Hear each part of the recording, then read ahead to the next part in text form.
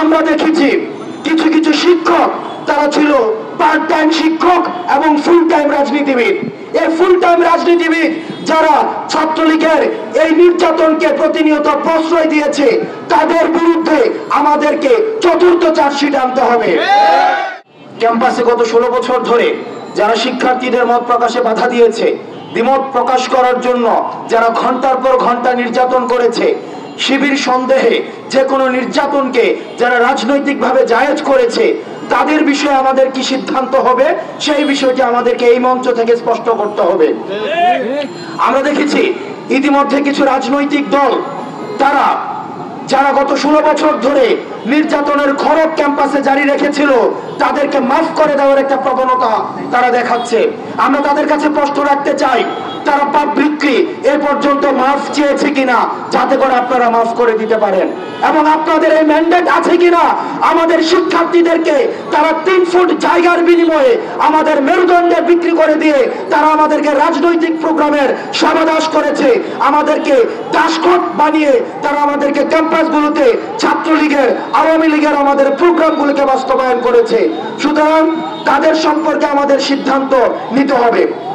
আমরা বলতে চাই, বিশ্ববিদ্যালয়ের শিক্ষার্থীদের গণতান্ত্রিক যে অধিকার, মত প্রকাশের স্বাধীনতা গত 16 বছর ধরে ছাত্রলীগ হরণ করেছে।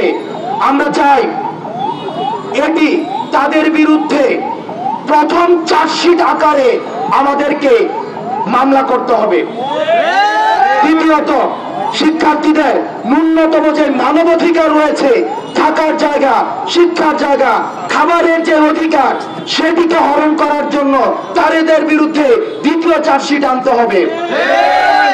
শিক্ষার্থীদেরকে প্রতিনিয়ত শিবির সন্দেহে ক্যাম্পাসে, হলে, ডিপার্টমেন্টে যেই ধরনের নির্যাতন করা হয়েছে, তাদেরকে এই রাজনৈতিক নির্যাতনের বিরুদ্ধে তাদের বিরুদ্ধে তৃতীয় চার্জশিট আনতে হবে।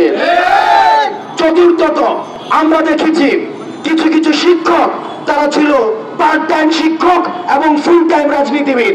এই ফুল টাইম রাজনীতিবিদ যারা ছাত্রলীগের এই নির্যাতনকে প্রতিনিয়ত প্রশ্রয় দিয়েছে, তাদের বিরুদ্ধে আমাদেরকে চতুর্থ চার্জশিট আনতে হবে।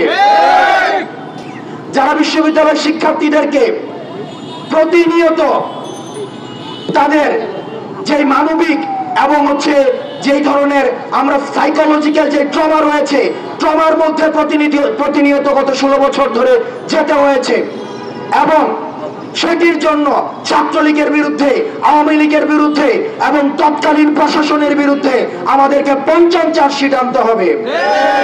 এবং সেটির যখন সুষ্ঠু বিচার নিশ্চিত হবে, ছাত্রলীগ এবং আওয়ামী লীগের যখন সুষ্ঠু বিচার নিশ্চিত হবে, তখন ছাত্র নাগরিক সিদ্ধান্ত নিবে তারা আর এই বাংলাদেশে পুনর্বাসিত হবে কি হবে না। আমাদের জানা মতো আমরা দেখেছি, আমরা জার্মানিতে নাৎসি দলের কোন ধরনের রাজনৈতিক কোন অধিকার নেই। যারা বিভিন্ন জায়গায় মানবাধিকারের প্রশ্ন তুলছেন আওয়ামী লীগ এবং ছাত্রলীগের বিরুদ্ধে, আপনাদের মায়া কান্নাগুলিকে আমরা আমলে নিতে চাই না।